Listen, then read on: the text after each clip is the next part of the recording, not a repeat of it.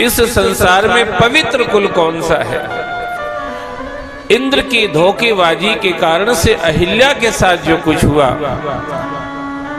ईश्वरीय चेतनाएं पवित्र करने के लिए हैं, महाराज, अच्छा करने के लिए हैं। हम लोग ईश्वर से दूर रहते हैं, इसलिए बुराई करना और लोगों का बुरा करना, इसमें लगे रहते हैं। पर ईश्वरीय चेतना बुराई तो करते ही नहीं है, बुरा भी नहीं करते किसी का, महाराज, वो किसी का बुरा भी नहीं करते। शिव जी जानते हैं, उन्होंने स्वयं पार्वती से ये बात कही है, पार्वती इस संसार में पवित्र कुल कौन सा है? ऐसे किसी से पूछो तो कोई कह देगा ब्राह्मण कुल पवित्र है, कोई कह देगा क्षत्रिय कुल पवित्र है, जो भी कुछ कह देगा वैश्य कुल पवित्र है, ये तीन द्विज कहलाते हैं, ये कुल पवित्र हैं। पर शिव जी कह रहे नहीं नहीं नहीं, ऐसा नहीं है। पवित्र वो कुल है, पवित्र वो खानदान है जिसमें भगवान का भक्त पैदा हुआ है, वो वंश पवित्र है। जिसमें भगवान का भक्त ही नहीं है, वो कोई सही वंश क्यों ना हो, उसमें काय की पवित्रता है?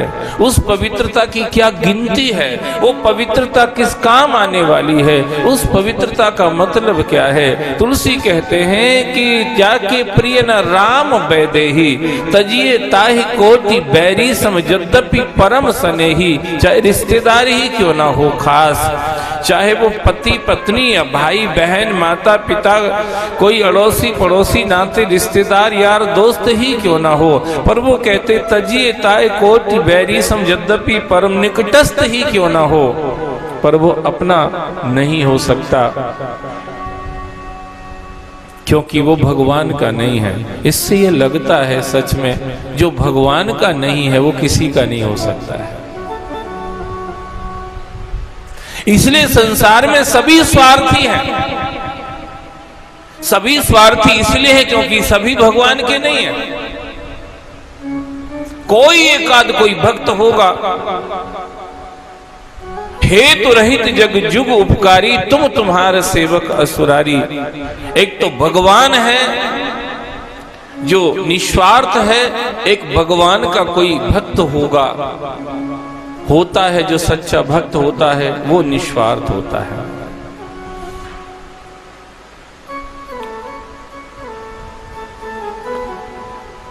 तो जिसके जीवन में भगवान का प्रेम नहीं है, भगवत भक्ति नहीं है, भगवत आश्रय नहीं है, वो आदमी किसी का भी नहीं हो सकता है।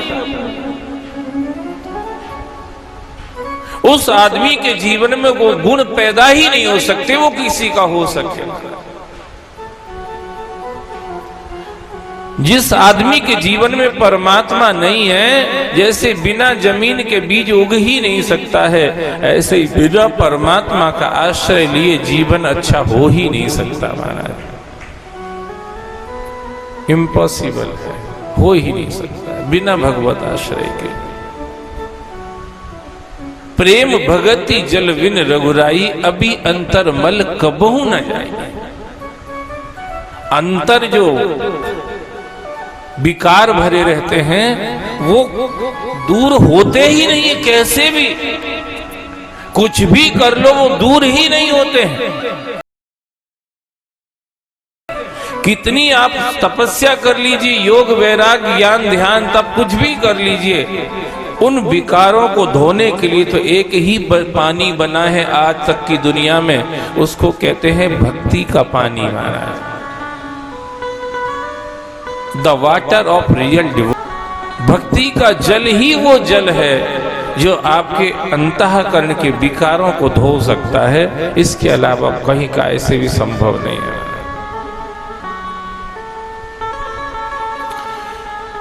इस वंश को पवित्र करने के लिए ही शिव ने इस वंश में अवतार लिया है, क्योंकि जगत पूज्य सुपनीत, वही वंश जगत में पूज्य है, वही वंश परम पवित्र है जिसमें भगवान का भक्त पैदा हो।